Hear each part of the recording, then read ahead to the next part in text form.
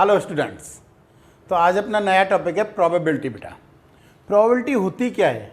वैसे तो यदि मैं हिस्ट्री में जाऊं तो एक स्टैटिस्टिक्स की ब्रांच है, ये और वो मतलब नहीं है, पर ठीक है ना, आपको ही पता है अपने IIT JEE में मेंस या एडवांस दोनों में ही क्या नहीं आता, हिस्ट्री से क्वेश्चन नहीं आते हैं भाई, कि कौन इसने डेवलप की, क्या क्या है, इससे कोई मतलब नहीं है अपने को, ठीक है ना। तो मैं भी उधर उधर नहीं जा रहा हूँ, मैं डायरेक्ट कंसेप्ट पे बात आ रहा हूँ। बेटा प्रोबेबिलिटी है क्या है? जैसे कि हमने 9th-10th में आपने जो चांस पढ़े हैं, चांस का मतलब परसेंटेज पढ़ी है।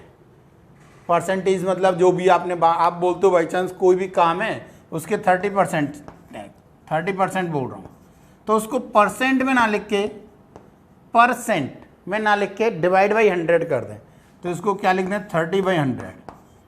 तो यही हमारी प्रोबेबिलिटी है, यही क्या है, प्रोबेबिलिटी है।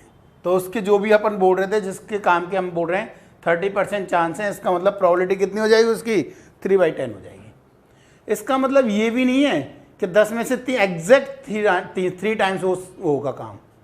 जैसे यदि मैं ये बोलूं कि मेरे पास यहाँ पे क्लास में 50 बच्चे बैठे हुए हैं और मैं ये बोलता हूँ कि इनकी प्रोबेबिलिटी सिलेक्शन की 80% है, इसका मतलब ये नहीं एग्जैक्टली 40 बच्चे क्या होंगे, सेलेक्ट होंगे। 80% का मतलब 8 5 जा 40, समझ रहे हो ना।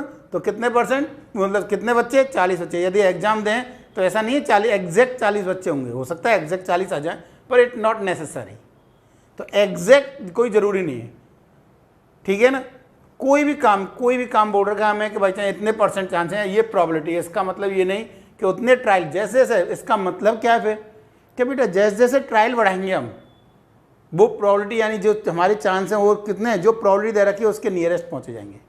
जैसे कि बाई चांस 10 बच्चे ही बैठने एग्जाम दे रहे हैं, तो मैंने बोला 80% चांस है, तो ये नहीं एग्जैक्ट 8 हो सकता है, 5 हो सकता है 10 हो जाए, पर 20 किए, 30 किए, 50 किए, 1000 किए, 2000 किए, यदि प्रोबेबिलिटी वही है तो किसके नियरेस्ट जाएगी हमारी, 8 के नियरेस्ट, 0.8 के नियरेस्ट पहुँचती जाएगी प्रोबेबिलिटी। क्लियर है, समझ में आया? तो ये हमारी क्या है, प्रोबेबिलिटी। यानी एग्जैक्ट नहीं होता है प्रोबेबिलिटी में, ये ध्यान देना, ठीक है। अब हम बात करते हैं कि इसमें कुछ बेटा डेफिनेशन से पहले, और फिर मैं दोबारा आता हूँ इस पॉइंट पे जो मैंने बोला है। देखो डेफिनेशन, कुछ की पॉइंट बोल दो, डेफिनेशन बोल दो बेटा। फर्स्ट है सैंपल स्पेस। फर्स्ट क्या है, सैंपल स्पेस।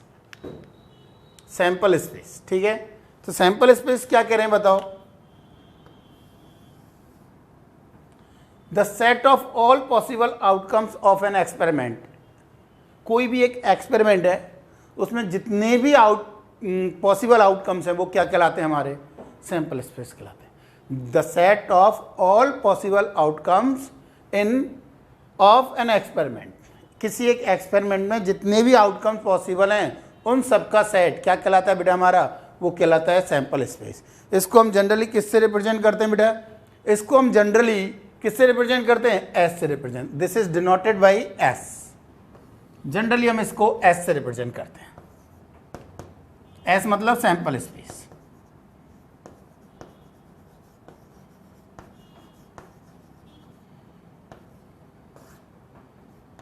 क्लियर है?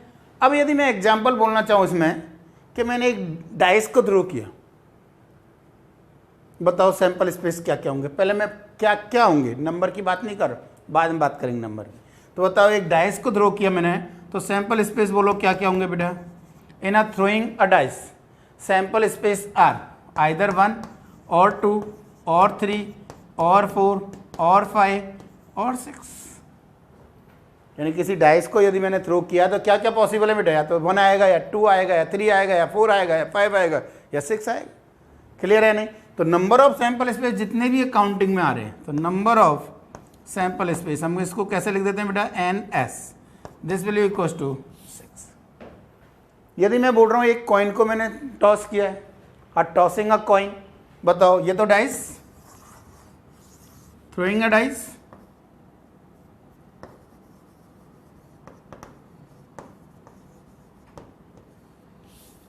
ठीक है ना।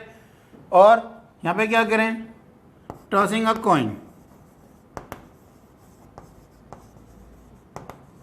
बताओ सैंपल स्पेस क्या क्या पॉसिबल है, आइदर हेड और टेल, यही आएगा। नंबर ऑफ सैंपल स्पेस बात करें बेटा इसमें 2, क्लियर। अब यदि मैं बोलता हूं बेटा कि एक कॉइन को 2 बार टॉस कर रहा हूं, are tossing a coin twice, और 2 coins are together, 2 coins are toss together, यानी 2 कॉइन को हम एक साथ टॉस कर रहे हैं या एक कॉइन को हम 2 बार टॉस कर रहे हैं। तो बताओ उस कंडीशन में sample space, a coin is toss 2 times,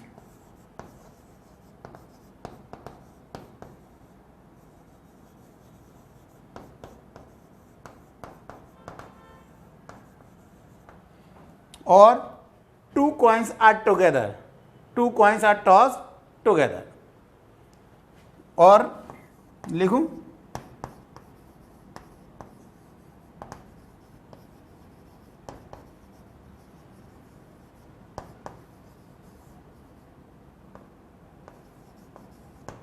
to coins are toss together. बताओ इस कंडीशन में क्या क्या करना है, रिजल्ट निकलेगा, बोलो हमारा रिजल्ट क्या कह रहे हैं बताओ। सैंपल स्पेस आर, बोलो बेटा, यदि मैंने 2 कॉइन को एक साथ टॉस किया, क्या क्या पॉसिबल है, या तो दोनों हेड आ जाएं या दोनों टेल आ जाएं, या एक हेड एक टेल आ जाए, और उसमें भी एक पे हेड एक पे टेल, और इस पे हेड इस पे टेल, यानी कितने केसेस हुए हमारे, 4 बेटा। कौन कौन से, H H, H T, T H, T T. ये टी एच और एस टी अलग अलग है, ध्यान देना, पहले वाले पे एच दूसरे वाले पे टी, पहले वाले पे टी दूसरे वाले पे एच बेटा। तो number of sample space are 4, इसको क्या मैं 2 की पावर 2 बोल सकता हूँ बेटा। ऐसे यदि मैंने 3 कॉइन को टॉस करूं तो a coin is tossed 3 times, then sample space are, number of sample space are 8, 2 की पावर 3। और जनरलाइज ये कौन कौन से लिखना चाहें तो बेटा देखो इधर मैं बता देता हूँ, 3 लिखने हो तो आपको एक भी मिस नहीं होगा। Alternate H T H T H T लिख दो, H T H T H T H T, फिर पेयर वाइज लिख दो, H H T T, H H T T, H H T T, और फिर 4 के टर्म उसमें लिख दो, H H H H T T T T. तो इसमें क्या होता, ना तो एक भी मिस होगा और ना ही रिपीट होगा कोई, ठीक है। तो बताओ कितने हो गए, 8, ये हमारे सैंपल स्पेस होंगे। Number of sample space are 8। Generalize बोले, a coin is toss n times और n coins are toss together, then number of sample space are, a coin is tossed n times, या फिर a coin is tossed n coin are tossed together, the number of sample space are 2 की power n। ध्यान रखोगे भाई। Similar dice में बात करूं मैं बेटा, यदि 2 डाइस थ्रो करते तो बताओ क्या क्या आता, 36। मैं एक बार बोल रहा हूं, ध्यान देना बेटा, कौन कौन से 36 आएंगे, 1 1 1 2 1 3 1 4 1 6, 2 1 2 2 2 3 2 4 2 5 2 6, 3 1 3 2 3 4 3 5 3 6, 4 1 4 2 4 3 4 5 4 6, और 5 1 5 2 5 3 5 4 5 5 5 6, 6 1 6 2 6 3 6 4 6 5 6 6, टोटल 36। समझ में आ गया होगा। तो यदि throwing a dice की जगह throwing 2 dice, then number of sample space are 6 square, और in general throwing a dice n times,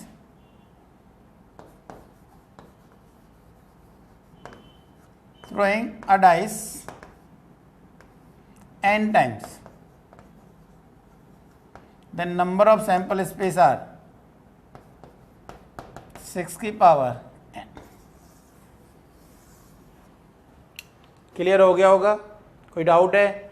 एक और बोल देता हूं मैं, यदि एक पैक ऑफ 52 कार्ड्स है, पैक ऑफ प्लेइंग कार्ड्स जानते हो ना बेटा, 52 कार्ड्स हैं, 2 कार्ड का सिलेक्शन कर रहे हैं, बोलो number of sample space, selection of 2 cards,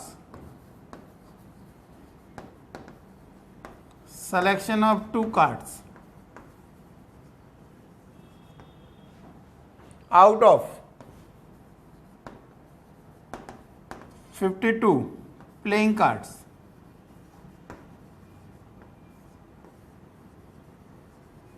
number of sample space are 52C2 52C2। अब यदि इसमें ये बोल दे कि विद रिप्लेस कर रहे हैं बेटा, एक कार्ड निकाला फिर दोबारा, तो 52 इंटू 52 हो जाएगा उस कंडीशन। तो according to question sample space change होते जाएंगे भाई। क्लियर है? पर यहाँ तक कोई प्रॉब्लम? सैंपल स्पेस क्या होता है? आगे होगा जितने भी आउटकम्स हैं उन सबका सेट क्या कहलाता है? हमारा सैंपल स्पेस। और हमें किसकी जरूरत पड़ेगी? नंबर ऑफ सैंपल स्पेस की।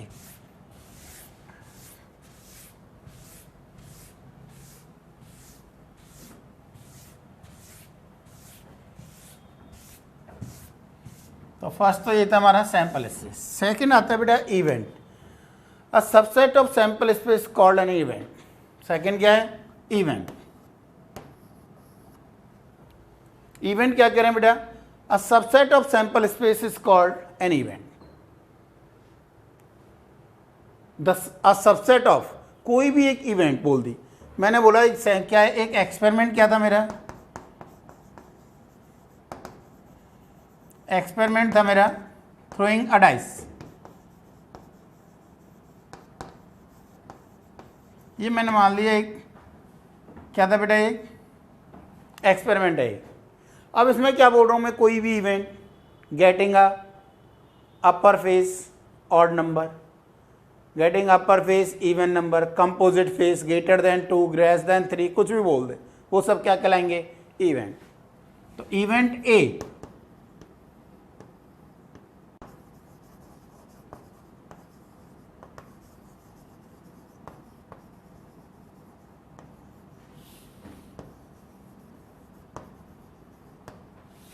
अपर फेस शोज ऑड नंबर।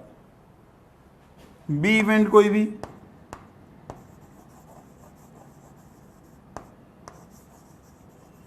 अपर फेस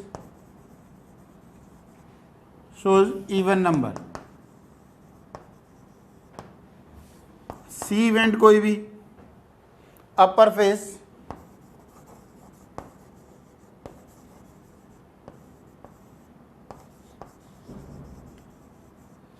shows composite face या composite number। The dice shows a composite face या composite number। तो ये कोई भी ऐसे कोई भी इवेंट बना सकते हैं हम। तो ये क्या हमारी 3 इवेंट मैंने लिख दी। तो ये क्या कहलाएंगे? हमारे इवेंट। नेक्स्ट आता है बेटा फेवरेबल केसेस। थर्ड क्या हमारा? Favourable cases.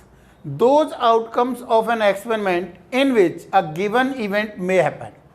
यानी कोई भी एक एक्सपेरिमेंट है, those outcomes of an experiment in which a given event may happen। Experiment ये था, ये इवेंट थी कोई, इसके फेवर में बताओ क्या क्या है? अपर फेस शोज ऑड नंबर। बेटा बताओ ऑड नंबर के फेवर में क्या क्या है हमारे पास? ऑड नंबर के फेवर में बेटा हमारे पास 1, 3, 5। तो ये आउटकम्स इसके फेवरेबल केसेस कहलाएंगे। ठीक है ना? फेवरेबल केसेस कहलाएंगे। इसमें बोलना चाहें तो बेटा 2, 4, 6।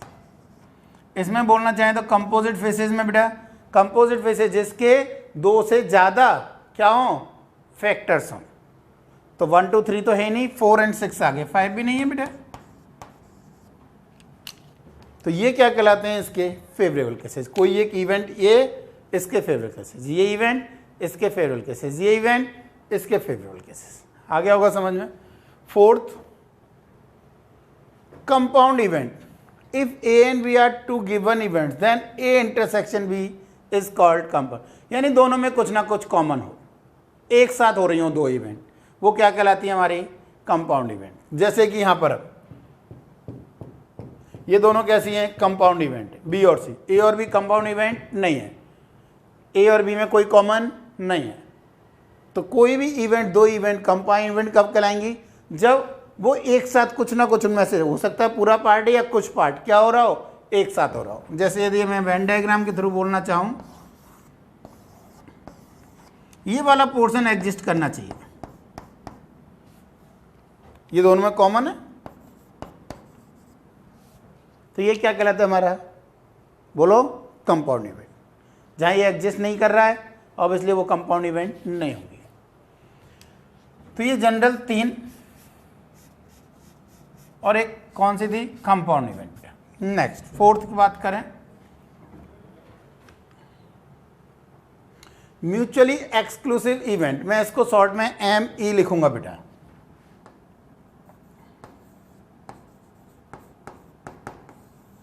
म्यूचुअली एक्सक्लूसिव इवेंट, इसका दूसरा नाम क्या है, डिसजॉइंट इवेंट, और नाम से ही क्लियर है। डिसजॉइंट का मतलब कोई कॉमन नहीं होना चाहिए भाई, ये तो क्या कौन सा था, कंपाउंड वाला। डिसजॉइंट का मतलब यदि मैं पहले ही बताना चाहूं तो ये कंडीशन ए और बी में कोई कॉमन नहीं होना चाहिए, तो वो कौन सी कहलाएंगी, डिसजॉइंट या म्यूचुअली एक्सक्लूसिव। जैसे कि यहां पर मैं बोलना चाहूं ए और बी, ए और बी, ए और सी कैसी हैं, म्यूचुअली एक्सक्लूसिव इवेंट है। तो म्यूचुअली एक्सक्लूसिव को मैं किससे लिखूंगा बेटा, ME। देखो क्या कह रहा है, 2 events are said to be mutually exclusive और डिसजॉइंट, और एक और नाम compatible, if the occurrence of one precludes या rule out the simultaneously occurrence of other. In other words, they cannot occur simultaneously. In other words, they cannot occur simultaneously. यानी दो event एक साथ नहीं हो रही हैं, तो वो कौन से कहलाएंगी, म्यूचुअली एक्सक्लूसिव कहलाएंगी। क्लियर। इसका मतलब इसमें intersection A intersection B mutually exclusive के केस में या डिसजॉइंट के केस में 0 होगा बेटा, और प्रोबेबिलिटी भी अपने आप 0 हो जाएगी, कुछ है ही नहीं है तो, ठीक है नहीं, तो वही लिखा हुआ है इसमें। नेक्स्ट 6 में क्या करें, इक्वली लाइकली इवेंट्स, इसको मैं EL से लिखता हूं बेटा, क्यों आगे इनकी जरूरत पड़ती है इसलिए। EL, E/L, equally likely, mutually exclusive, ME short में, जिससे कि ये नहीं इतना बड़ा लिखना पड़ रहा है, mutually exclusive, equally likely event, short में EL बेटा। इक्वली लाइकली इवेंट्स क्या करें, events are said to be equally likely when each events is as likely to occur as any other event. यानी कोई इवेंट हो रही है उसके उतने ही चांस हैं, उतनी ही परसेंटेज हैं जितने दूसरी इवेंट्स के हैं, तो वो क्या कहलाएगी, इक्वली लाइकली। जैसे कि इन एग्जाम्पल में बोलना चाहूँ ए और बी, ए और बी के भी फेवर में 3 है, और ए के भी फेवर में और बी के फेवर में भी 3 है, यानी दोनों के इक्वल चांस है या नहीं। क्लियर है, तो ये क्या कहलाएंगी, इक्वली लाइकली। यानी in this case probability are same equally likely events के लिए, if A and B are equally likely events then PA is equal to PB। Number of favourable cases of A is equal to number of favourable cases of B, तो वो कैसी कहलाएंगी, equally likely events कहलाएंगी। Clear. तो ये था हमारा 5 और 6। नेक्स्ट 7,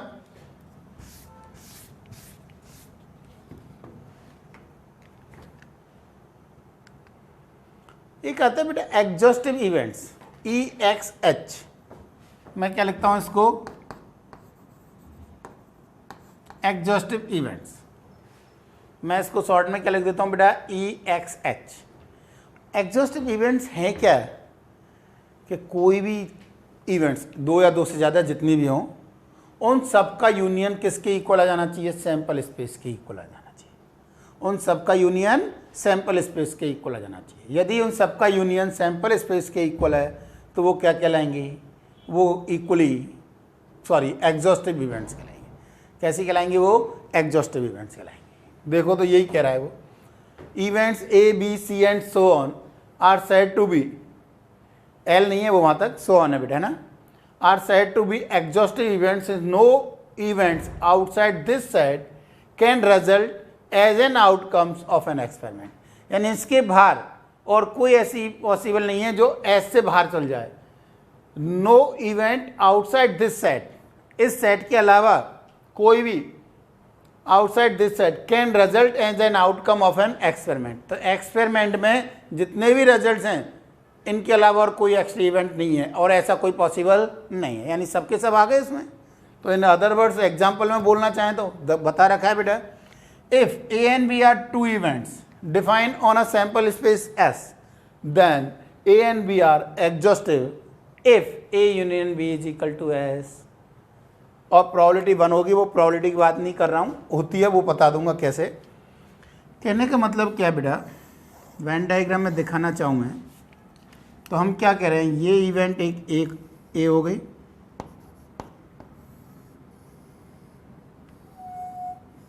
ये कौन सी इवेंट है, ए इवेंट, और ये मैं मान रहा हूँ जो येलो से की है वो इवेंट बी हो गई। तो ये ए यूनियन बी बताओ, ये कंप्लीट एस है और हमारा, तो ए यूनियन बी एस के इक्वल हुआ कि नहीं हुआ, क्लियर है या नहीं। तो ए यूनियन बी किसके इक्वल है, डबल हो रहा है, अलग बात है यहाँ पे बीच में कुछ, पर सेट की फॉर्म में तो कोई फर्क नहीं पड़ रहा है, ऐसा भी हो सकता था। ये कंप्लीट ए, ये कंप्लीट एस, ये बी, तो ये कंप्लीट ए यूनियन बी अभी भी ऐसी है बेटी, ठीक है ना। पर ये दोनों तो कैसे हो गई बताओ, म्यूचुअली एक्सक्लूसिव डिसजॉइंट, और ये कंपाउंड इवेंट हो गई, क्योंकि कुछ कॉमन है। तो ये तो कंपाउंड कैसी हैं, एग्जॉस्टिव, ये म्यूचुअली एक्सक्लूसिव भी हैं और एग्जॉस्टिव भी हैं, क्लियर है या नहीं। नेक्स्ट बेटा, अब आता है हमारा जो मेन चीज़ है हमारी, जिसके लिए हम अब तक कर रहे हैं, क्या, classic definition of probability. Definition क्या है बेटा, कि कोई भी फेवर अपॉन टोटल, कोई भी इवेंट्स की प्रोबेबिलिटी की डेफिनेशन क्या है, कि उसके फेवरेबल केसेस कोई भी इवेंट के अपॉन उसके टोटल केसेस, तो वो क्या कहलाएगी, प्रोबेबिलिटी कहलाएगी उस इवेंट की।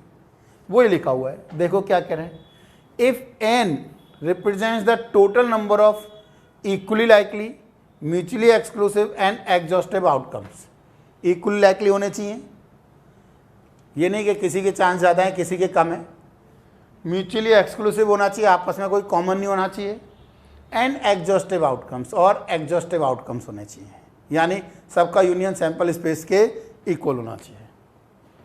Of an experiment and M of them, यानी एम की वैल्यू क्लियर है, एन के बिटवीन होगी बेटा, and M of them are favourable to the happening of event A. A के फेवर में कितने हैं उसमें, ऐसे एम है, तो M of them are favourable to the happening of event A, then the probability of happening of event A is given by P A is equal to M by N, और M क्या यहाँ पर, favourable cases, और N क्या यहाँ पर, total cases. Total का मतलब सैंपल स्पेस भी बोल सकते हो।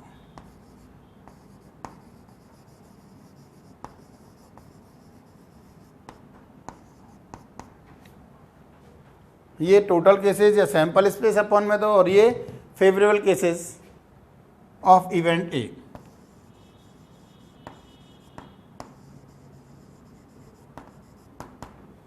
Favourable cases of event A, तो पी ए कितना हो जाएगा बेटा, फेवरेबल अपॉन टोटल, क्लियर, यानी एम अपॉन एन, ठीक है।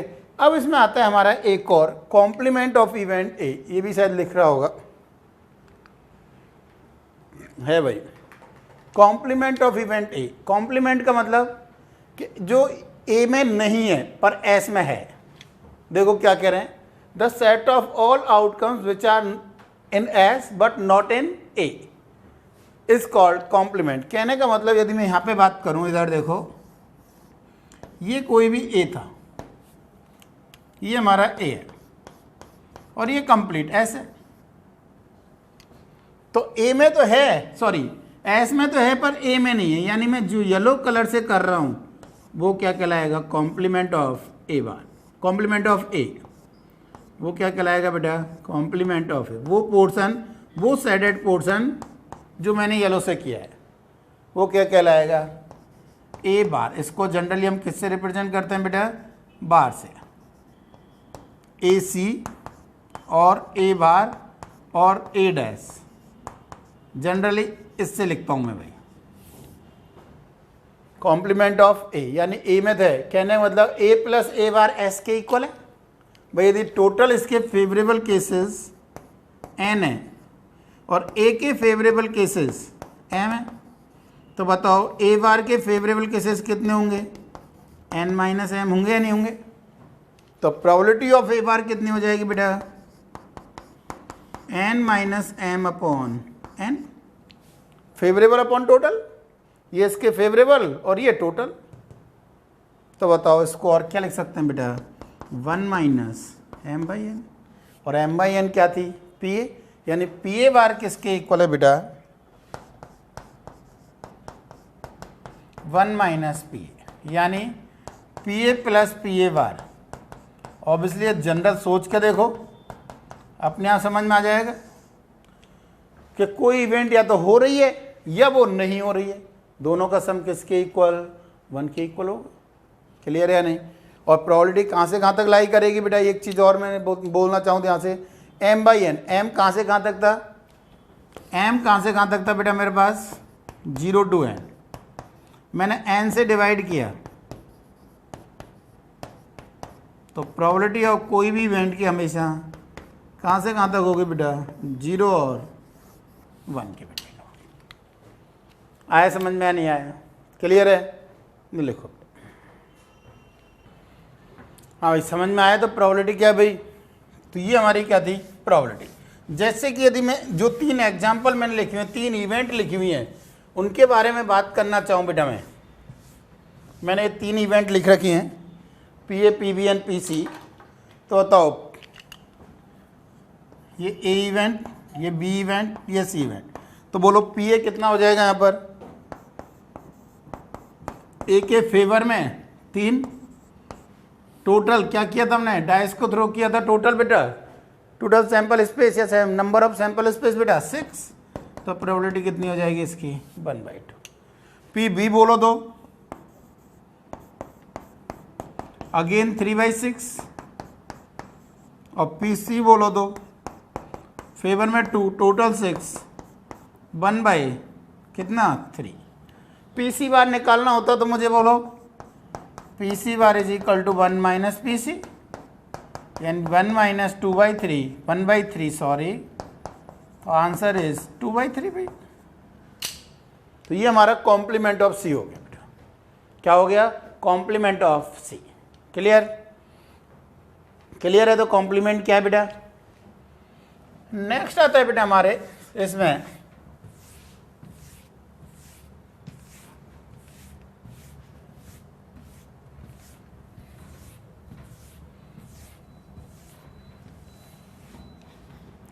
नेक्स्ट क्या करें बेटा, हमें कभी कभी, वैसे तो यहाँ से भी लिख सकते हैं हमें, पर हमें पूछता है बेटा क्या फेवरेबल अगेंस्ट, कोई भी फेवर में और किसी अगेंस्ट में, इवेंट्स के अगेंस्ट में ऑड्स क्या है, यानी क्या बोलना चाह रहे हैं, odds in favour and odds in against, ये लिखा हुआ ऑड्स इन फेवर, और एक आएगा बेटा ऑड्स इन अगेंस्ट, ये रहा। तो odds in favour, odds in against का मतलब क्या है बेटा, odds in favour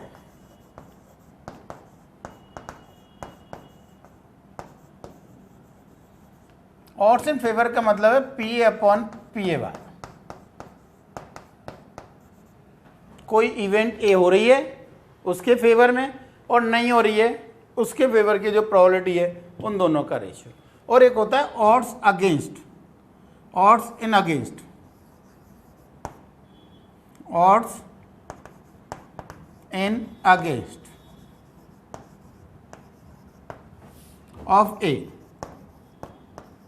of A, ये क्या होगा बेटा, P A bar upon P. ठीक है। अब मैं क्या बोल रहा हूं, यहां पे जो यहां पे लिखा हुआ है कि यदि किसी ए के फेवर में एक्स केस है और ए के अगेंस्ट में वाई केस है, ए के फेवर में एक्स केस है और ए के अगेंस्ट में वाई केस है, तो बताओ टोटल नंबर ऑफ केस क्या हो जाएंगे इस कंडीशन में, एक्स प्लस वाई बेटा। तो ऑड्स इन फेवर क्या हो जाएगा इस कंडीशन में, odds in favour of this, in this condition, बोलो भाई P A X upon X plus Y और P B Y upon X plus Y. X plus Y तो टोटल ही है बेटा, क्लियर है नहीं। भाई यहाँ पर मैं लिखना चाहूँ एम अपॉन एम एन और N minus M upon N, तो ये तो फेवर में थे और ये अगेंस्ट में थे, तो वही तो यहाँ पे ये फेवर में और ये अगेंस्ट में, तो आंसर कितना हो जाएगा एक्स अपॉन वाई। क्लियर है या नहीं। और लास्ट है बेटा इसमें ऑड्स इन अगेंस्ट या ऑड्स अगेंस्ट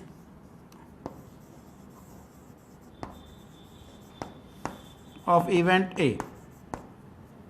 क्या लिखोगे बताओ, P A bar upon P ए यानी वाई अपॉन एक्स।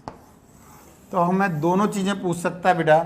हमें यदि क्या दे रखा है, odds in favour odds in against they रखा है तो प्रोबेबिलिटी पूछा जा सकता है, और प्रोबेबिलिटी दे रखी है तो ऑड्स इन फेवर और ऑड्स इन अगेंस्ट पूछा जा सकता है।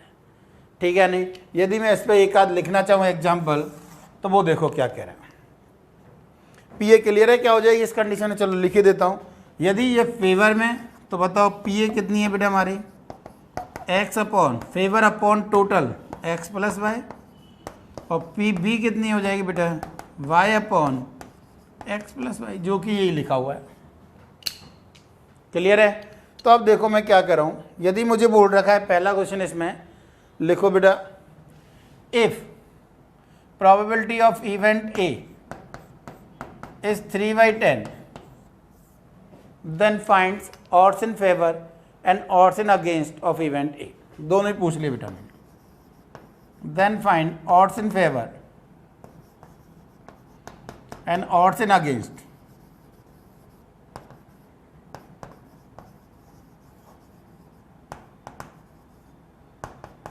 Of event A. बोलो क्या बोल रहे हैं, odds in favour of event ए।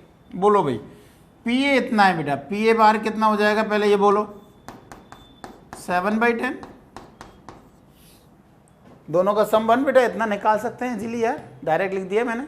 अब बताओ तो ये क्या था, P A upon P A bar, यानी क्या हो जाएगा बेटा 3/7, और ऑड्स इन अगेंस्ट कितना हो जाएगा 7/3, तो ये 3:7 और ये 7:3। क्लियर या नहीं। उल्टा दे दिया जाए, हमें बोल दिया जाए इफ नेक्स्ट क्वेश्चन बेटा, if odds in favor of event B is 4:5, then find PV bar. Then find PV bar. बताओ क्या करेंगे। odds in favor बेटा, फेवर में तो odds in favor कितना दे रखा है 4/5, यही है। ऑड्स इन फेवर में 4/5 है, इसका मतलब favourable cases of event A, event B बेटा 4x, 4 बोल सकते हो काम चल जाएगा, पर एक्चुअल में भाई कैंसिल हो सकता है। 8/10 होता तब भी दे आता, समझ लो 16/20 होता तब भी दे आता बेटा, तो इसलिए मैंने 4x लिख दिया। मैं आगे से तो मैं भी डायरेक्ट ही लिखूंगा भाई। तो बताओ फेवरेबल केसेस, और कितने favourable cases of event B bar 5x। तो बताओ total cases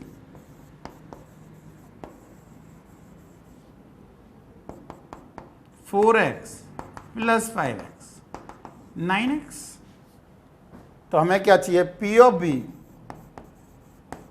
P of B के फेवर में अपॉन टोटल, आंसर इज 4/9। तो P ऑफ बी बार बेटा 5/9 हो जाएगा।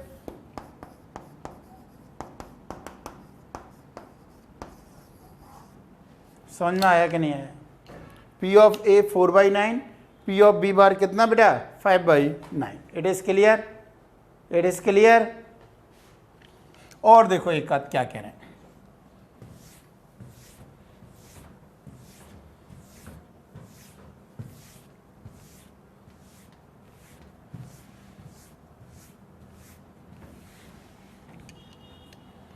if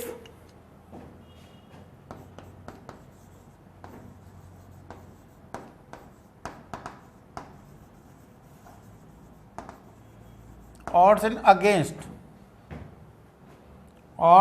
against of event B bar is 7:5, then find PB.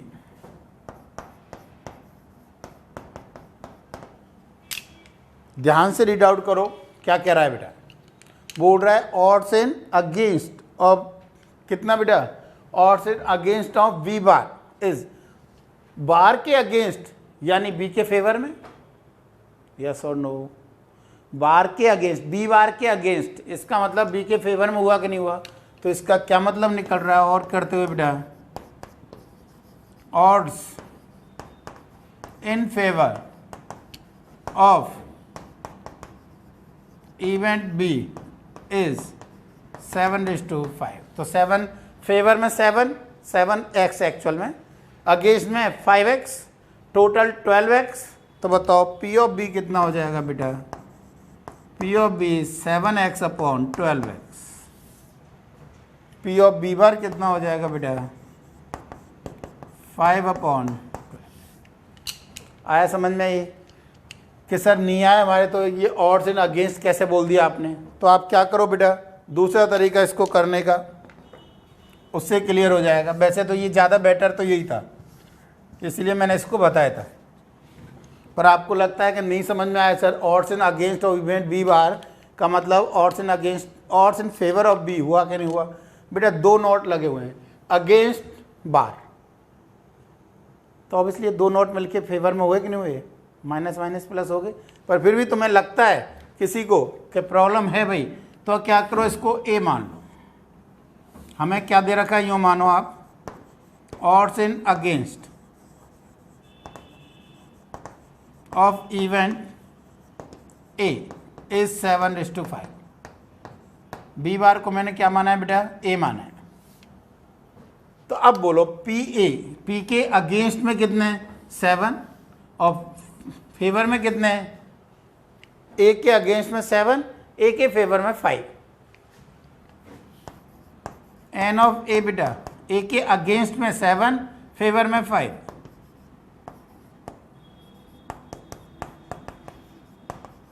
Total number of sample space बेटा, तो बताओ पी ऑफ ए कितना हो जाएगा, 5x/12x यानी 5/12।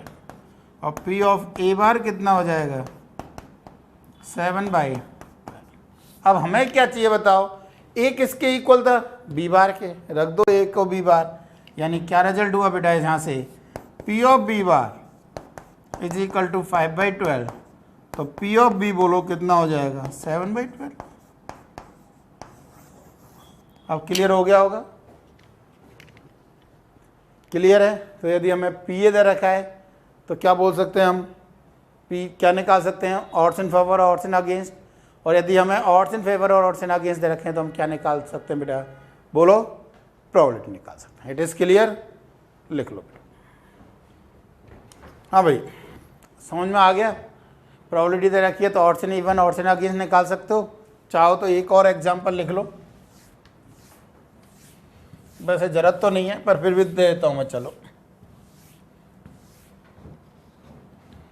If P A is equal to 3/4 then find odds in favour of event A. तो बताओ odds in favour of event A, बोलो आंसर बेटा कितना दिख रहा है मैं कि बताओ, इस P upon P A bar यानी 3 फेवर में और अगेंस्ट में 4। तो आंसर क्या हो गया बेटा, 3:1। ठीक है, ऑड्स इन अगेंस्ट पूछा था तो 1:3 हो जाता भाई, ऑड्स इन अगेंस्ट 1:3 हो जाता बेटा। क्लियर है भाई, अब कर सकते हो। नेक्स्ट बेटा, सबसे पहले मैं क्या बता रहा हूँ, सबसे पहले मैं इसमें आपको ध्यान दिया हो तो इक्वली लाइकली, म्यूचुअली एक्सक्लूसिव और एग्जॉस्टिव इवेंट्स का और क्या मीनिंग है वो बता रहा हूँ। नहीं तो देखो प्रोबेबिलिटी में गलतियाँ कर दोगे आप। जैसे मैं दूसरी चीज़, और चलो पहले ये बताता हूँ उसके बाद और चीज़ें लिखता हूँ। तो सबसे पहले मैंने इस पर ही एग्जाम्पल लिए हैं, किस पर, mutually exclusive, exhaustive and equally likely पर। देखो क्या कह रहे हैं, मैंने बोला है थ्रोइंग अ डाई, एक डाई को थ्रो किया बेटा, एक डाई को थ्रो करने पर जो भी रिजल्ट है, हमने दो इवेंट मानी है, क्या क्या, throwing an odd face and throwing a composite face. Odd face पे लिखा हुआ है 135, कंपोजिट फेस लिखा हुआ है 46। तो बताओ सबसे पहले तो P ऑफ A कितना है बेटा हमारा, पहले वाले में P ऑफ A कितना है बेटा हमारा, P ऑफ A 3/5 और P ऑफ B 3/6, सॉरी 2/6। ये तो ये कितना हो गया 1/2 और ये 1/3। तो बताओ ये क्या इक्वली लाइकली है, फेवरेबल केसेस इक्वल है, नहीं है, इक्वली लाइकली नहीं है। ठीक, सेकंड क्या करें, म्यूचुअली एक्सक्लूसिव। क्या म्यूचुअली एक्सक्लूसिव मतलब कॉमन है या नहीं, बताओ इन दोनों में कोई कॉमन है क्या, कॉमन नहीं है, इसका मतलब म्यूचुअली एक्सक्लूसिव है। कॉमन नहीं है इसका मतलब म्यूचुअली एक्सक्लूसिव है बेटा। तो बताओ म्यूचुअली एक्सक्लूसिव है। एग्जॉस्टिव, क्या इन दोनों का क्या यूनियन सैंपल स्पेस के इक्वल है, नहीं है, इन दोनों का यूनियन सैंपल स्पेस के इक्वल नहीं है, इसका मतलब क्या नहीं है, एग्जॉस्टिव नहीं है। आ गया होगा समझ में। दूसरा एग्जांपल बोल रखा है बेटा इसमें, a ball is drawn from a bag या फ्रॉम एन अर्न कंटेनिंग, किसी एक बैग में बेटा क्या क्या है, 2 white 3 green 3 red 4 green, 3 white 2 white 3 red 4 green balls, ठीक है ना। अब क्या बोल रहे हैं, 3 इवेंट बोल रखे हैं इसने, E1 E2 E3। Getting out white ball W1 W2 दो हैं बेटा, favourable cases W1 W2। Getting a red ball R1 R2 R3 तीन है बेटा, और गेटिंग अ कौन सी बेटा, green ball G1 either G1 और G2 और G3 और G4। क्लियर। अब बोलो तो P ऑफ E1 बोलो, फेवर में 2 टोटल 9, P ऑफ E2 बोलो, फेवर में 3 टोटल 9, और P ऑफ E4 बोलो, फेवर में 4 टोटल 9। क्लियर। अब बताओ सबसे पहले तो इक्वली लाइकली, क्या इक्वली लाइकली है आपस में कोई भी तीनों में से, कोई भी नहीं है भाई, ना तो A और B E1 E2 है, ना E2 E3 है, ना E3 E1 है, कोई भी इक्वली लाइकली नहीं है। म्यूचुअली एक्सक्लूसिव, बताओ इन तीनों मिलके बिल्कुल म्यूचुअली एक्सक्लूसिव है, पर कोई भी दो मिलके म्यूचुअली एक्सक्लूसिव नहीं है। म्यूचुअली एक्सक्लूसिव हैं पर तीनों मिलके म्यूचुअली एक्सक्लूसिव है। कोई भी दो की बात करें तो म्यूचुअली एक्सक्लूसिव नहीं है। म्यूचुअली, सॉरी यार एग्जॉस्टिव बोल दिया मैंने बेटा, म्यूचुअली एक्सक्लूसिव तो कॉमन है, कोई भी दो बात करो चाहे 3 बात करो यहाँ पे बेटा, सॉरी भाई मैंने एग्जॉस्टिव के बारे में बोल दिया। ये मैं दोबारा बोल रहा हूँ, म्यूचुअली एक्सक्लूसिव में तो कोई भी पेयर वाइज करो, इन दोनों में कोई कॉमन नहीं है, इन दोनों में कोई कॉमन नहीं है, इसमें और इसमें भी कोई कॉमन नहीं है, तो म्यूचुअली एक्सक्लूसिव तो है भाई। कोई भी दो लिखो चाहे 3 लिखो। एग्जॉस्टिव जो मैं बोल रहा था वो था ये कि तीनों मिला के एग्जॉस्टिव है, कोई भी दो मिलके क्या नहीं है, एग्जॉस्टिव नहीं है। E1 E2 मिलके एग्जॉस्टिव नहीं है, E2 E3 मिलके सैंपल स्पेस के इक्वल नहीं हो रहा है बेटा, ये क्लियर है ना। नेक्स्ट थर्ड क्वेश्चन में बेटा, throwing a pair of dice total cases 36 and S 6 square 36। क्या कह रहा है, throwing a डबलेट का मतलब रिपीट नंबर 1 1 2 2 3 3 4 4 5 5 6 6। तो बताओ P of A 6/36, P of B throwing a 10 और मोर, यानी 10 11 12, 10 बेटा 6 4 4 6 5 5, 11 5 6 6 5 और 12 बेटा 6 6। तो लिखे हुए हैं पहले से ही 6/36। तो इक्वली लाइकली है क्या, इक्वली प्रोबेबल है क्या, बिल्कुल है। इसके भी फेवर में 6, इसके भी फेवर में 6, तो इक्वली प्रोबेबल तो है, इक्वली लाइकली तो है बेटा। आ रहा है समझ में। सेकंड, म्यूचुअली एक्सक्लूसिव बताओ, कोई कॉमन है क्या, बिल्कुल कॉमन है, दिख रहा है भाई। तो यदि कॉमन है तो म्यूचुअली एक्सक्लूसिव नहीं होंगी, डिसजॉइंट नहीं होंगी भाई। नेक्स्ट, एग्जॉस्टिव, क्या दोनों मिलके सैंपल स्पेस के इक्वल आ रहा है क्या, सारे केसेस आके नहीं भाई, ये तो 10 ही देंगे, दो तो कॉमन है, दोनों का यूनियन, टोटल 10 एलिमेंट्स आएंगे वाले, एग्जॉस्टिव नहीं। ठीक, नेक्स्ट फोर्थ नंबर। फोर्थ में क्या कह रहे हैं बेटा, देखो, from a well shuffled pack of 52 cards, total 52 cards है, नहीं लिखा है तब भी, अ कार्ड इज ड्रॉन, एक कार्ड निकालो बेटा, वो हार्ट का आ जाए। हार्ट का आने के लिए क्या कंडीशन है बताओ। हार्ट का आने के लिए बेटा ऑब्वियसली 13 होते हैं, वो आपको आइडिया होगा, नहीं है तो मैं बता रहा हूँ थोड़ी देर बाद ही, चाहो तो पहले लिख लो, चलो पहले ही बता देता हूँ, आ ही गया यहाँ पर। तो बेटा ध्यान रखोगे, प्लेइंग कार्ड्स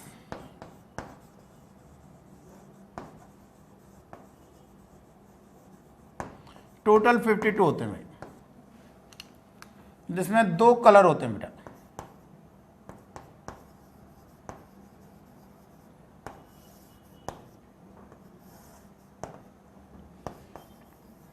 रेड और ब्लैक, दोनों में हाफ हाफ होते हैं। इसमें भी 26 कार्ड्स, इसमें भी 26 कार्ड्स। ठीक, रेड के भी टोटल 4 सूट होते हैं बेटा,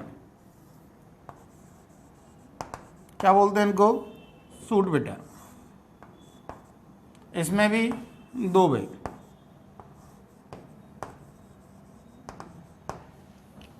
तो टोटल 26, टोटल 52 कार्ड्स के कितने सूट्स हुए बेटा, 4 हुए। कौन कौन से, हार्ट, डायमंड, मैं शॉर्ट में इनको H लिखूंगा बेटा, इसको D लिख दूंगा। नेक्स्ट स्पेड, इसको S लिखूंगा बेटा, और club,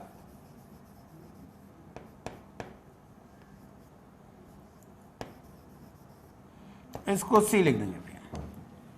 heart, diamond, spade, club, इन सब में कितने कितने कार्ड्स बेटा, सब में 13 कार्ड्स होते हैं।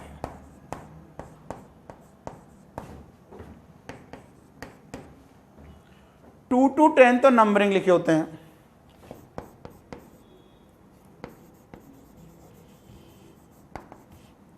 Numbered card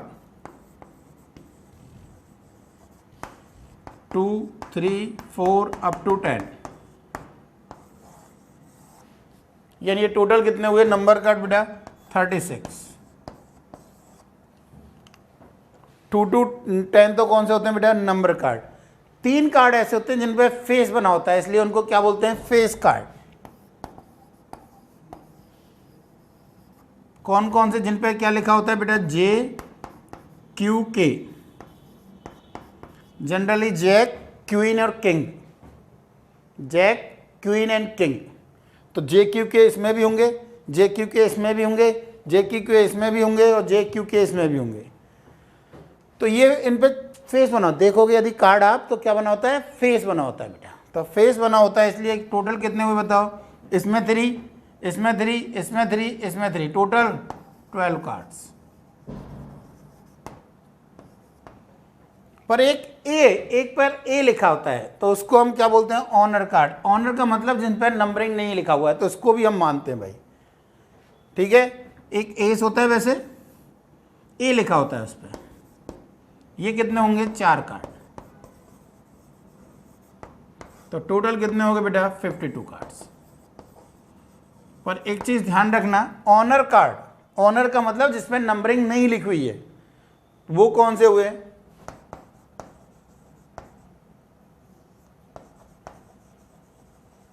honoured card. Honour card का मतलब जिन पे नंबरिंग नहीं लिखी हुई है, बताओ नंबरिंग इन पे नहीं लिखी हुई है, इनके अलावा 16 यानी ए जे क्यू के, ए जे क्यू एन के ऑफ ईच सूट, प्रत्येक सूट के ए जे क्यू के। तो बताओ टोटल कितने हो जाएंगे बेटा? 16 कार्ड्स। समझ में आ गया होगा अब? तो ऑनर कार्ड 16, ए जे क्यू के, ए इसको 1 यानी एक ए, इसको नंबरिंग में 1 कार्ड एस बोलते हैं, एस बोलते हैं बेटा। और सूट कितने हैं बताओ? 4, heart, diamond, spade, club. Colour कितने? 2, टोटल 52। आ गया होगा समझ में? ठीक है, अब देखो तो यहां से क्या करें, कौन से में था हमारा? 4th वाले पे आ रहे हैं भाई।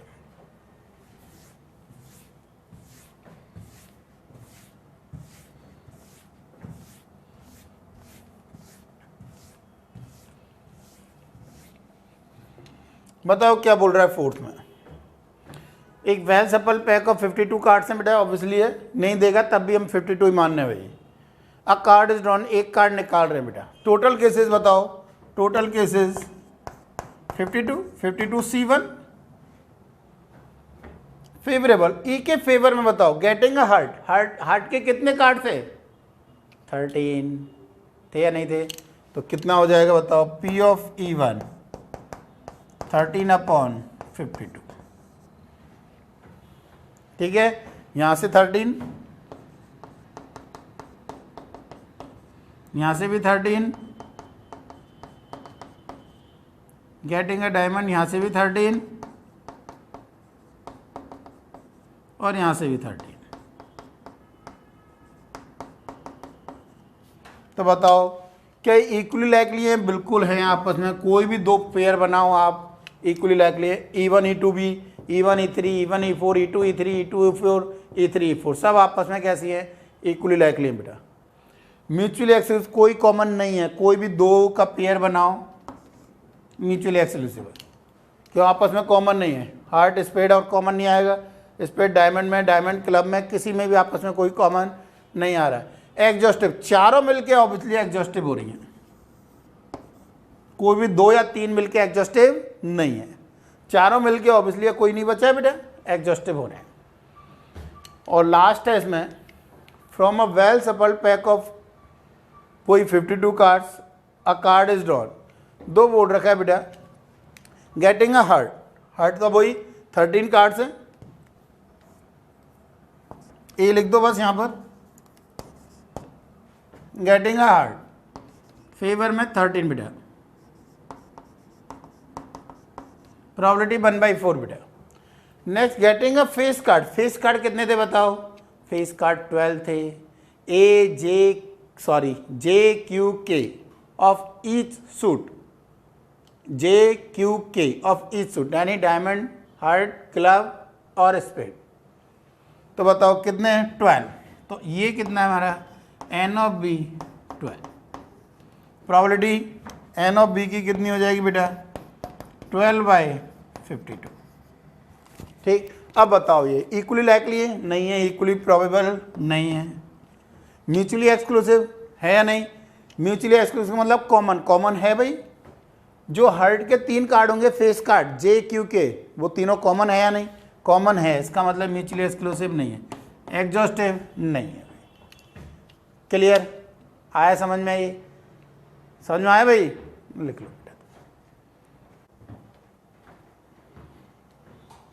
क्लियर है? अब ये तीनों क्लियर हो गए बेटा, equally likely, mutually exclusive and exhaustive events. Clear है तीनों?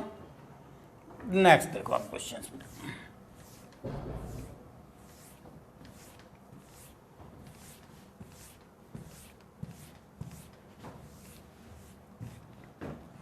अब क्वेश्चंस करते जाते हैं। देखो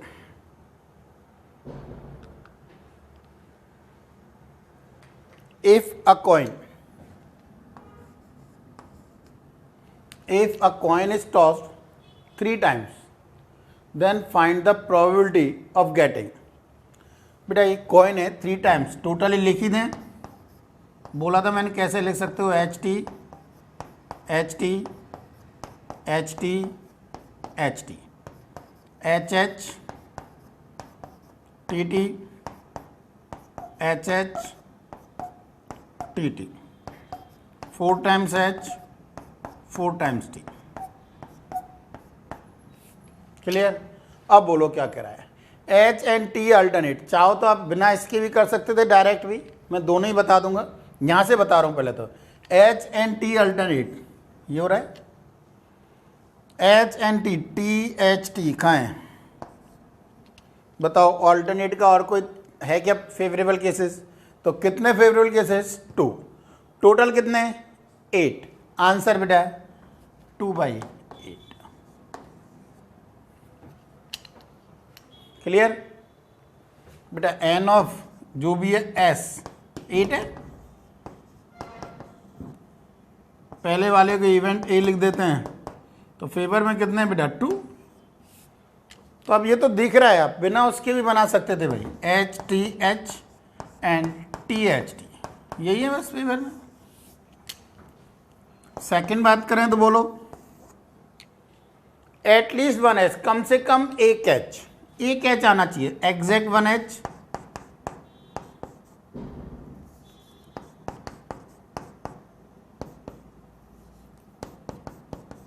दो एच, इनका आपस में रोटेशन 3 फैक्टोरियल बाय 2 फैक्टोरियल, समझ में आ रहा हो तो।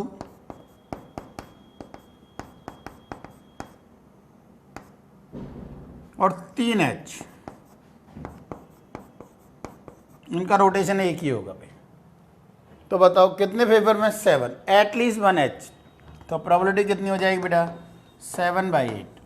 अगेन एक चीज और ध्यान रखो, कभी भी एटलीस्ट का केस आ रहा है बेटा, एटलीस्ट जो भी कह रहा है वो, तो एटलीस्ट में टोटल माइनस 1, टोटल कितना है? 1, तो 1 माइनस जो भी रिमेनिंग बच गया, ध्यान रखोगे। टोटल माइनस जो भी एटलीस्ट का केस कह रहा है, नो एच, यानी हम क्या बोलेंगे? 1 minus probability of at least 1 H is equal to probability of 1 minus probability of no H.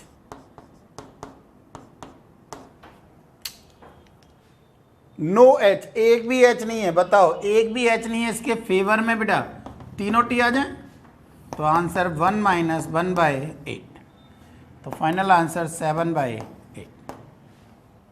यहाँ पे तो 7 काउंट कर लिए थे भाई, हमने लिख दिए थे, पर ध्यान रखोगे आगे के लिए, एटलीस्ट के केस में क्या करेंगे?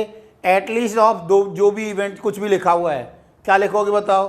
1 माइनस प्रोबेबिलिटी ऑफ नो जो भी लिखा हुआ है, ठीक। एटमोस्ट 1 एच, मैक्सिमम से मैक्सिमम 1 एच होना चाहिए, तो या तो 1 एच हो या 0 एच हो बेटा, तो एटमोस्ट 1 एच, थर्ड का केस बेटा।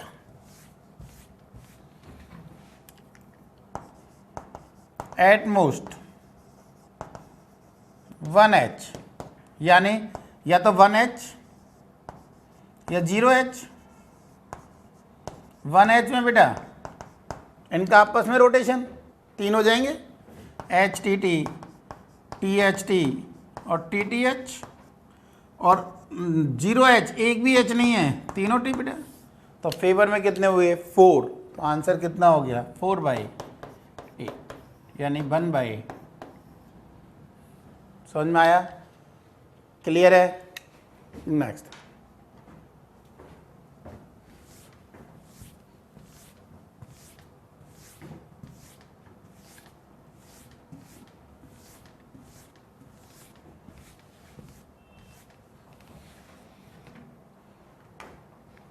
क्वेश्चन नंबर 2 बेटा। 4 coins are tossed, then find the probability of getting longest string of head is 2। longest string of head का मतलब exactly 2 consecutive head। ध्यान दो, मैं चाहता तो यही लिखवा सकता था भाई, longest string of h is 2 का मीनिंग क्या है? exactly 2 consecutive h। ध्यान देना, exactly 2 consecutive h। यहां लिखता longest string of h is 3, यानी एग्जैक्टली 3 कॉन्जुकेटिव एच। ठीक है, अब बोलो तुम 4 कॉइन्स आर टॉस, देन बोलो नंबर ऑफ सैंपल स्पेस 2 की पावर 4। ठीक, अब हमें क्या चाहिए बेटा, हमें बोल रहा है एग्जैक्टली 2 कॉन्जुकेटिव है। क्या क्या पॉसिबिलिटी है बताओ। 2 कंजुकेटिव हेड स्टार्टिंग में ही आ जाए, या फिर 2 कंजुकेटिव हेड बीच में आ जाए, या फिर 2 कंजुकेटिव हेड लास्ट में आ जाए।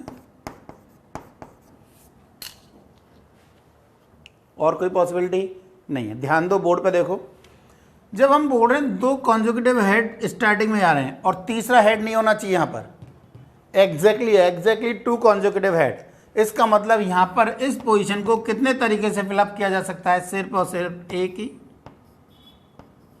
टी। ठीक है, नहीं यहां पर बेटा एच आए या टी आए, 2 ही होंगे लॉन्गेस्ट, 2 कंजुकेटिव एच ही आएंगे, तो इस पोजीशन को हम टी और एच 2 तरीके से फिलअप कर सकते हैं। तो इसके फेवरेबल केसेस कितने हुए बेटा हमारे 2। यहां पे बोलो, यहाँ पे बेटा एच, यहाँ एच नहीं हो सकता, यहाँ एच नहीं हो सकता, तो यहाँ पे सिर्फ एक ही तरीका 1 टी आ जाए, यहाँ भी एक ही तरीका टी आ जाए बेटा, तो आंसर इज 1। और यहाँ पे बोलो, यहाँ पर क्या नहीं हो सकता, एच नहीं हो सकता, टी हो सकता है 1, यहाँ पर एच और टी दोनों हो सकते हैं 2, तो टोटल कितने हो गए, तो फेवर में कितने हुए बेटा हमारे 5। जो बोल रहा है इसके फेवर में कितने हुए 5, तो प्रोबेबिलिटी कितनी हो जाएगी, प्रोबेबिलिटी इज 5/16। इसके फेवर में 5, total 16, probability 5/16। It is clear.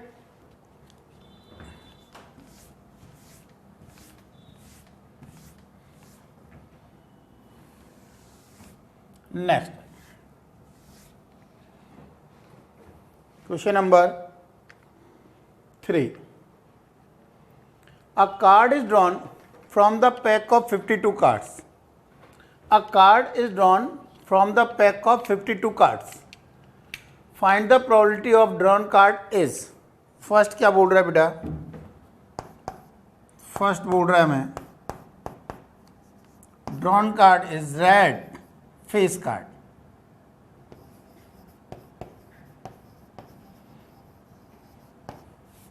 यानी रेड कार्ड होने चाहिए एंड फेस कार्ड भी होने चाहिए। बताओ रेड फेस कार्ड कितने हैं, जो रेड भी है और फेस भी है, बताओ JQK of heart and JQK of diamond,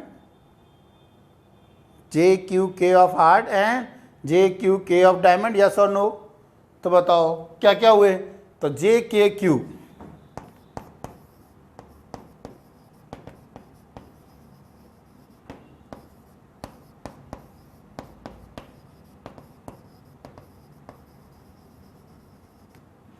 तो फेवर में कितने हो बेटा 6, तो प्रोबेबिलिटी कितनी हो जाएगी 6/52।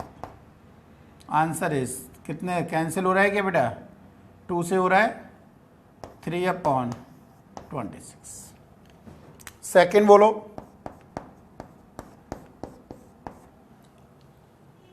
किंग और रेड कार्ड,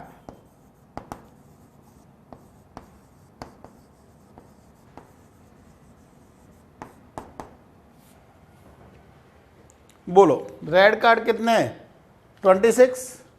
इसके अलावा रेड कार्ड के अलावा और किंग कितने बचे, 2 ही बचे बेटा, एक डायमंड का और एक स्पेड का और एक क्लब का, तो 28। चाहो तो ऐसे लिखो 28/52, या फिर दूसरा तरीका हम क्या बोल रहे हैं बेटा कि रेड कार्ड किंग कितने हैं 4 टोटल, रेड कितने हैं 26 माइनस जो दोनों में कॉमन आ गए, किंग में भी आ गए और रेड में भी आ गए। बताओ किंग और रेड में दोनों में कितने आए, रेड और किंग दोनों में कॉमन 2 है बेटा, डायमंड और हर्ट वाले, तो कितना हो रहा है -2 अपॉन टोटल 52। कैंसिल कर लो जो भी आएगा, 7/13 आ गया शायद। थर्ड केस बोलो, नाइदर स्पेड नॉर किंग, ना तो स्पेड होना चाहिए ना ही किंग होना चाहिए। ध्यान दो, नाइदर नॉर का केस हम कैसे सॉल्व करेंगे, आइदर और से। नाइदर नॉर, कोई भी नाइदर ए नॉर बी, इसका मतलब 1 माइनस आइदर ए और बी। ठीक है, तो ध्यान देंगे बेटा हम यहां पर neither spade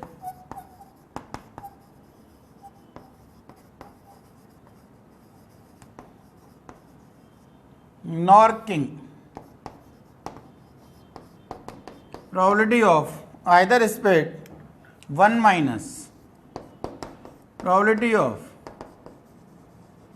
either spade or king, neither nor 1 minus इधर ऑड या आइदर ऑड। मैं आइदर ऑड ही बोलता हूँ, इधर ऑड कम बोलता हूँ वैसे बेटा, ठीक है ना। जो भी अमेरिकन और ब्रिटिश का प्रॉब्लम है, मैं क्या बोलता हूँ, आइदर और ही बोलता हूँ, इधर और जनरली नहीं निकलता है मेरे मुंह से। तो हम क्या करें बताओ, 1 माइनस आइदर और, अभी बताया था भाई, पहले स्पेड वाले लिख दो, फिर किंग वाले लिख दो, फिर जो कॉमन है वो माइनस कर दो। अभी तो बताया किंग और रेड, आइदर किंग और रेड, बात वही तो है। तो बोलो स्पेड कितने टोटल 13, किंग कितने 4, माइनस जो स्पेड भी और किंग भी है 1 ही है बस, स्पेड का किंग बेटा, तो कितने अपॉन 52। तो सॉल्व करोगे कितना है बेटा, 1 माइनस 16/52। तो आंसर कितना हो गया, और कैंसिल हो रहा है 4/13, तो 9/13। ठीक है, नाइदर स्पेड नॉर किंग। और बोलो भाई क्या बोल रहे हैं।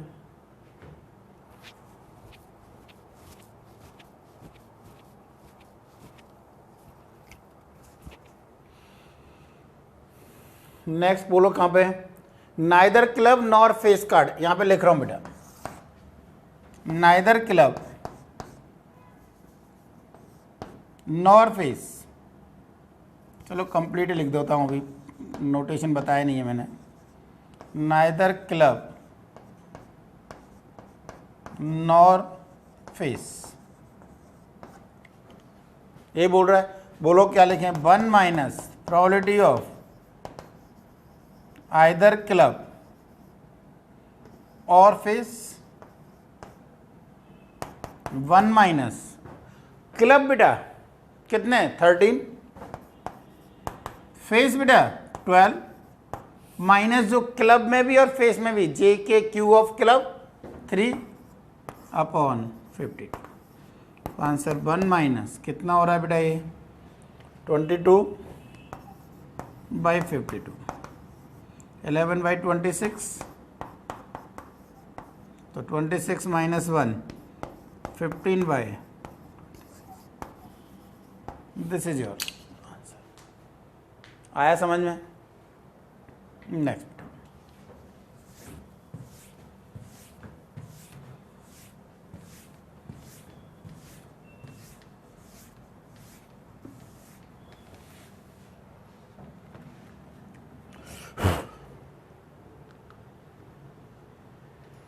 नेक्स्ट बोल रहा है बेटा मैं, 3 vertices of a regular hexagon are joined randomly.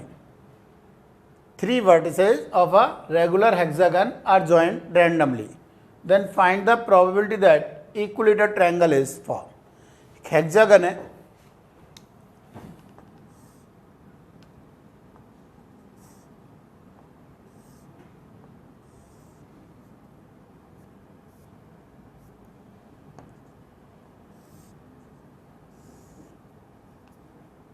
ये कोई भी एक हेक्सागन बना दिया बेटा मैंने, A B C D E F. ठीक है, अब यहां से क्या कह रहा है बेटा, 3 vertices of regular hexagon are joined. इन 6 में से कोई भी 3 का selection. Total number of cases हुए या नहीं हुए, इन 6 में से 3 का selection, total number of cases बेटा। और क्या बोल रहा है बेटा हमें, और बोल रहा है ये इन 3 के अलावा और क्या कह रहा है बताओ, फेवर में क्या चाहिए हमें, इक्विलेटरल ट्रायंगल बनना चाहिए। इक्विलेटरल ट्रायंगल बेटा इसमें 2 ही बनते हैं, याद हो तो आपको वेक्टर में कराया ये क्वेश्चन। एक ये बनेगा और एक ये बनेगा।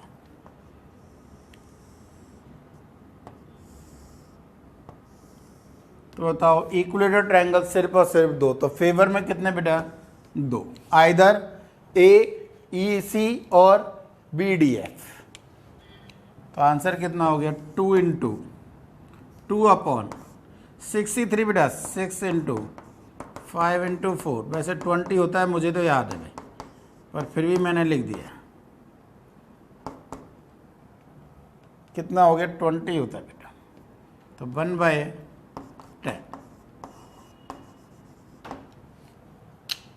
ठीक है।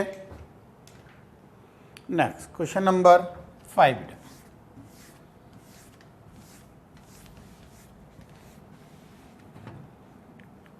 क्या बोल रहा है हमें? 4 apples and 3 oranges are placed randomly in the line. Then find the probability that 2 extreme fruits are oranges. Then find the probability that 2 extreme fruits are oranges. देखो क्या कह रहा है, उसमें भी दो केस। वैसे केस बनाओ मत बनाओ, क्यों? क्योंकि बेटा प्रोबेबिलिटी है क्या है? प्रोबेबिलिटी एक रेशियो फॉर्म है। यदि ऊपर अरेंजमेंट है तो नीचे भी अरेंजमेंट है, ऊपर सिलेक्शन है तो नीचे भी सिलेक्शन है। तो ये डिफरेंट है या सेम है, उससे फर्क नहीं पड़ेगा, आंसर सेम आएगा बेटा, जब तक कि कोई स्पेशल कंडीशन और नहीं दे रखी हो। तो देखो क्या कह रहा है, 4 एप्पल्स, 4 एप्पल्स हैं। पहला केस हम मान रहे हैं अलाइक, चलो अलाइक वाला ले लेते हैं, और 3 ऑरेंज। बताओ total number of cases 7 factorial upon 4 factorial into 3 factorial. इनका अरेंजमेंट बेटा, इनका अरेंजमेंट टोटल, कहीं भी कोई भी आए, यही होगा। अब हमें क्या कह रहा है, फेवरेबल में क्या बोल रहा है? एक्सट्रीम फ्रूट्स कौन से होने चाहिए? ऑरेंज। एक्सट्रीम यानी कॉर्नर पे तो दोनों कैसे आएंगे बेटा? ऑरेंज आएंगे। ये तो दोनों ऑरेंज। बताओ इन दोनों दो को सिलेक्शन के तरीके सेम आइडेंटिकल है, 3 में से 2 का सिलेक्शन, 3C2 मत लिख देना, आइडेंटिकल हैं, एक ही तरीका। और इन दोनों को यहाँ पर एक्सट्रीम यानी कॉर्नर पर अरेंज करने के अगेन सेम एक ही तरीका, क्योंकि दोनों आइडेंटिकल हैं बेटा। तो 1 इंटू 1 सिलेक्शन का भी 1 और इन दोनों को अरेंज करने का भी 1। अब बीच में कितने जगह बचे बेटा? 5, और 5 ये बचे हमारे पास। इन 5 को इन 5 जगह पर अरेंज करने के तरीके बेटा 5 फैक्टोरियल बाई 4 फैक्टोरियल। क्लियर है या नहीं? तो आंसर कितना आ गया बेटा? ऊपर तो 5, नीचे 7 into 6 into 5/4 factorial into 3 factorial. तो कितना आ गया? 1/7। कितना आया? 1/7। सेकेंड केस में बोल रहा है हमें सब अलग अलग है भाई, same species of fruits are different, यानी चारों तो एप्पल अलग हैं, A1 A2 A3 and A4, और तीनों ऑरेंज अलग हैं, और कंडीशन वही है। तो बताओ total number of cases 7 factorial. नीचे भी अरेंज है, कहने का मतलब अरेंजमेंट, ऊपर भी अरेंजमेंट है। तो बताओ क्या बोल रहे हैं, एक्सट्रीम फ्रूट्स कॉर्नर पर क्या होने चाहिए? ऑरेंज। इन 3 में से 2 का सिलेक्शन, मान लिया O2 और O3 आ गए, एक O2 आया और एक O3 आ गया बेटा, ठीक। इन दोनों को कॉर्नर पर इन 2 जगह पर अरेंज करने के तरीके O2 O3 या O3 O2, 2 फैक्टोरियल। आ रहा है समझ में भाई? इनटू रिमेनिंग कितने बची जगह? 1 2 3 4 5। इन 5 पर इन 5 को अरेंज करने के तरीके बोलो 5 फैक्टोरियल। सब अलग अलग है बेटा। तो this is your answer. 3C2 is 3 into 2 into 5 factorial upon 7 into 6 into 5 factorial. Answer is, तो मैंने यही बोला था कोई इफेक्ट नहीं पड़ेगा। क्लियर है? लिखो बेटा।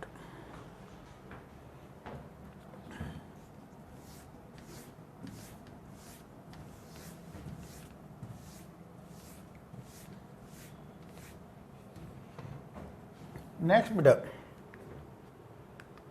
Question number 6। 2 नंबर्स NOS का मतलब यहाँ पे नंबर से बेटा,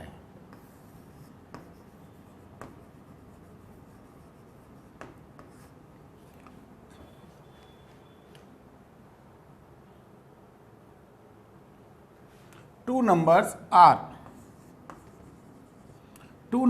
are selected from the first 20 natural numbers. Two numbers are selected from the first 20 natural numbers. Then find. First क्या कह रहा है? Sum of these two numbers is odd. बताओ कोई भी दो नंबर है उनका सम ऑड होना चाहिए. कब पॉसिबल है बताओ? बोलो. ऑब्वियसली एक इवन और एक ऑड नंबर हो. फर्स्ट 20 में से बात कर रहा है बेटा. 1 3 5 अप टू 19 2 4 6 अप टू 20. तो ऑड नंबर टोटल 10 है बेटा और इवन नंबर भी टोटल 10 ही है. तो सम क्या चाहिए हमें? ऑड नंबर चाहिए बेटा. सम ऑड नंबर लाने के लिए इन 10 में से एक और इन 10 में से एक और टोटल तो हमें 20 में से दो. कोई भी दो नंबर सेलेक्ट कर रहे हैं बेटा तो 20 में से कोई भी दो सिलेक्शन. कितने तरीके से? 20C2. ठीक. अब उसमें फेवर में क्या बोल रहा है बताओ? फेवर में वो बोल रहा है कि x + y क्या होना चाहिए? ऑड नंबर होना चाहिए. तो इसमें से एक इवन होना चाहिए और एक ऑड नंबर. इनमें से एक आना चाहिए और इसमें से एक आना चाहिए. 10C1 × 10C. क्लियर है यानी? तो आंसर कितना हो गया बेटा हमारा इसका? 100 × 2 अपॉन 20 × 19 25 से.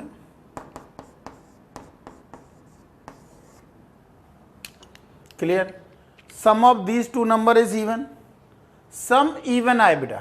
एक तरीका तो देखो प्रोबेबिलिटी ऑफ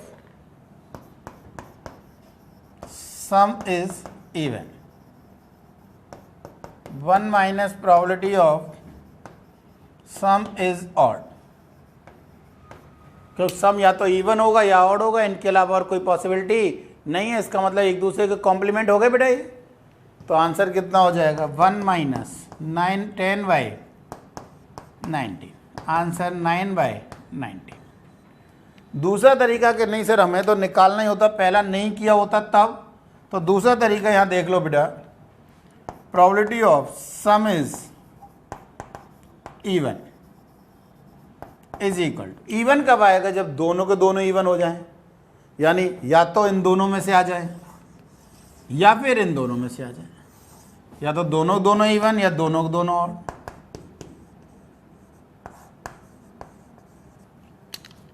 तो ये कितना हुआ बेटा? 2 × 10 × 9 अपॉन 20 × 19 अपॉन टू नहीं लिखा है दोनों में मैंने. तो ये कितना हो गया? 20 से 20 कैंसिल. 9/19. क्लियर है? Next.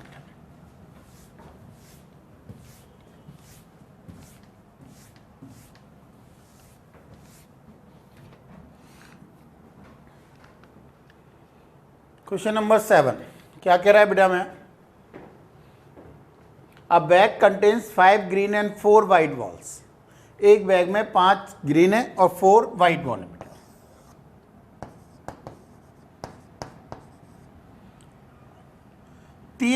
Three balls are drawn randomly. 3 निकाल रहे हैं भाई यहाँ से. 3 balls are drawn randomly drawn. Then find odds against all the balls are green. हम क्या निकालें बेटा? Probability of all the balls are green.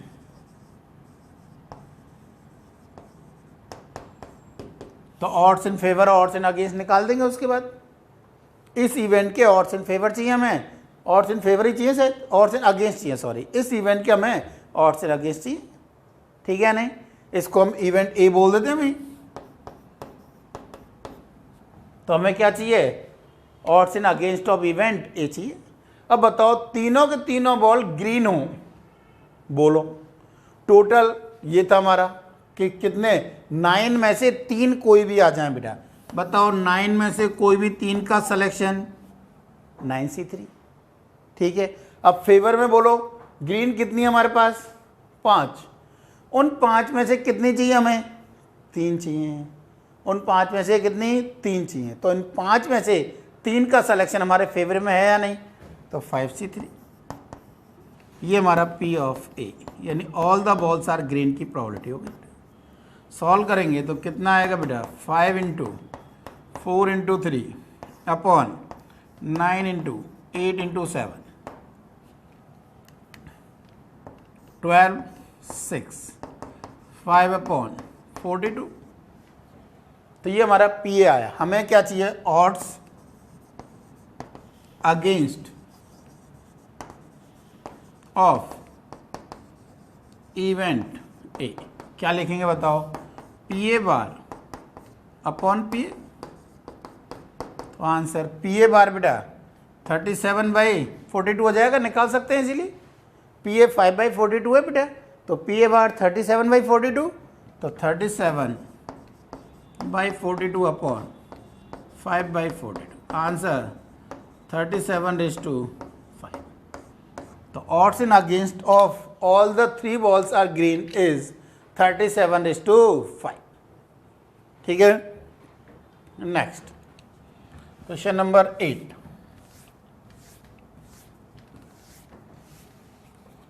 क्या कह रहा है बेटा हमें, बोल रहा है a pair of dice is thrown then find the probability of a pair of dice throne.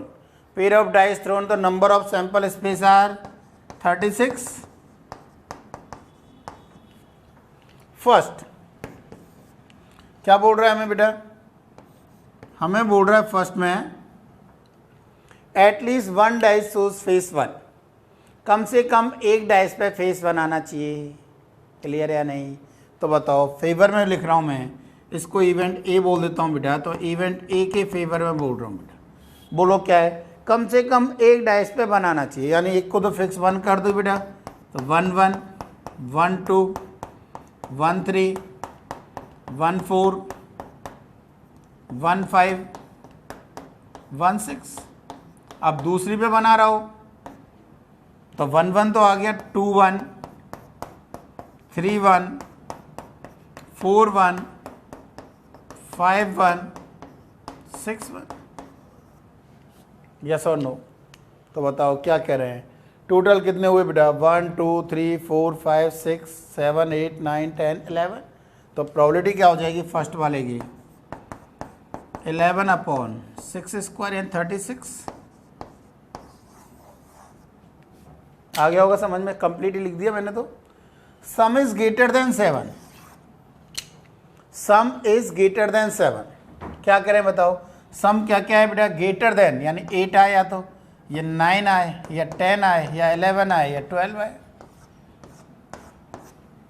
8 के फेवरेबल केसेस बेटा बोलो 6 5 होते हैं भाई। कौन कौन से मैं बता देता हूँ, 8 6 2 5 3 4 4 3 5 2 6। 9 के फेवरेट केसेस बेटा 4 होंगे, 6 3 5 4 4 5 3 6। 10 के फेवरेबल केसेस बेटा 3 होंगे, 6 4 5 5 4 6। इसके दो 6 5 एंड 5 6, और इसके एक ही। तो टोटल कितने हो गए बेटा, 1 2 3 4 5 6 7 8 9 10 11 12 13 14 15। तो प्रोबेबिलिटी क्या हो जाएगी सेकंड वाले की, 15 अपॉन 36। कि सर ऐसे तो कहाँ तक याद रखेंगे हम इनमें, तो मैं एक टेबल बता देता हूँ बेटा। टेबल को ध्यान रह जाता है तो बहुत बढ़िया है, तो आपको फटाफट लिख दोगे आप। तो ये इतना नहीं करना पड़ेगा आपको, एक एक काउंट नहीं करना पड़ेगा। मैं 2 डाइस के लिए और 3 डाइस के लिए दोनों के लिए टेबल बना देता हूँ बेटा। 2 डाइस के लिए पहले बात कर रहा हूँ।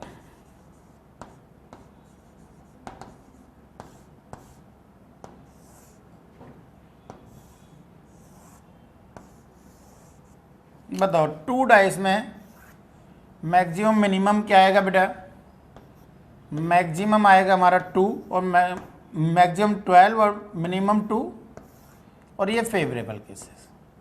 ये सम है बेटा, सम ऑफ अपर फेस।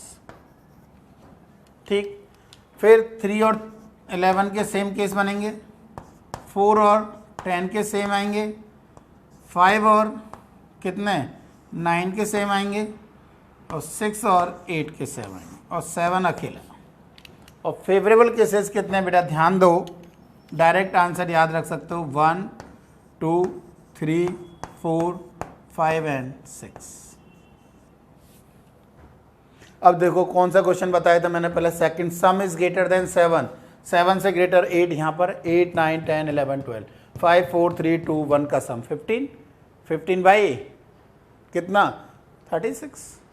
दूसरा तीसरा क्या बोल रहा है, गेटिंग अ डबलेट, डबलेट तो पता है बेटा हमें, ये तो डायरेक्ट लिख सकते हैं 1 1 2 2 3 3 4 4 5 5 6 6, तो कितना हो जाएगा 6 बाई 36, 1 बाई 6। इजी था भाई ये तो।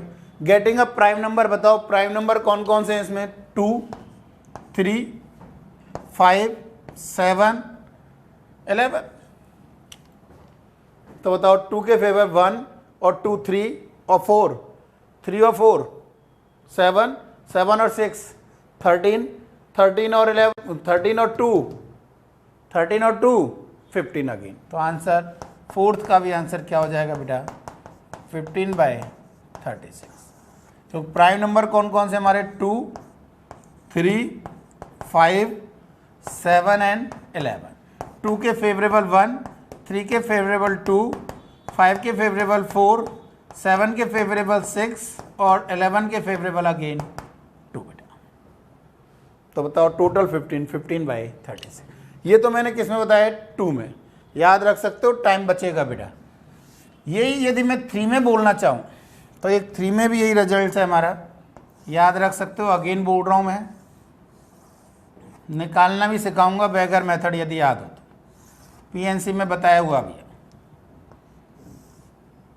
ये सम, ये भी सम, और ये फेवरेबल।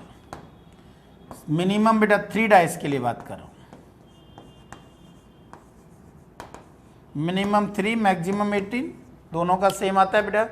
3 18, 4 17, 5 16, 6 15, 7 14, 8 13, 9 12 और 10 11। आंसर है बेटा 1। फेवरेबल केसेस हैं बेटा 1 और 2 3 और 3 6 और 4 10 और 5 15, 21, लास्ट के दो याद रखो 25 एंड 27, 25 एंड 27, ये हमारे फेवरेबल केसेस हैं। इसका निकालने का तरीका और क्या है, यदि आपको निकालना हो तो, यदि ये निकालना है, जैसे देखो x1 plus x2 plus x3 का सम 25, xi 1 to 6, याद दिला रहा हूँ जो पुराना किया हुआ है भाई, कम से कम एक एक देना है बेटा, बिल्कुल देना है। 25, ठीक है। तो बताओ कितना, सम 9 है बेटा, 25 नहीं तो टोटल केसेस बेटा एक एक दे दिया, कितना बचा बेटा 6। 6 को कितने में, 3 वैगर में, कितने तरीके से, 6 + 2 C2 माइनस, जब किसी एक को 7 दे दिया हो तो 7 8 9, एक एक देना ही है भाई, 9 यानी एक ही बचा है। तो पर किसको दिया है, 3C1, तो आंसर कितना हो जाएगा 8C2 बेटा, 28 - 3 25। ऐसे यदि मैं एक और बता देता हूँ, 10 या 11 जो भी बोलना चाहो आप, 11 कर देते हैं चलो इस बार। x1 + x2 + x3 = 11, कंडीशन यही है।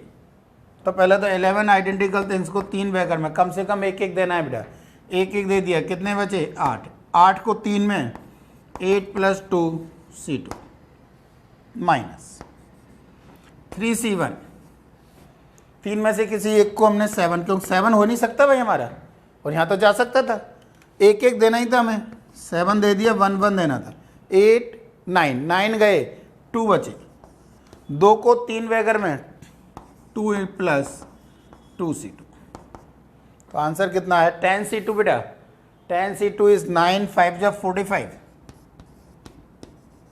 Minus 3 into 4c2, 4c2 is 6, तो 3 इंटू 6 कितना आया 18।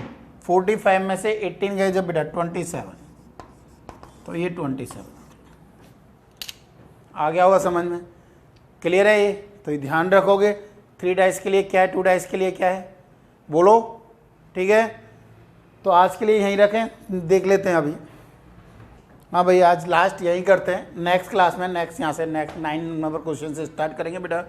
ठीक है, टाइम हो गया यार, तो ऑल द बेस्ट, तैयारी करो ध्यान से। ठीक है बेटा, ओके यार।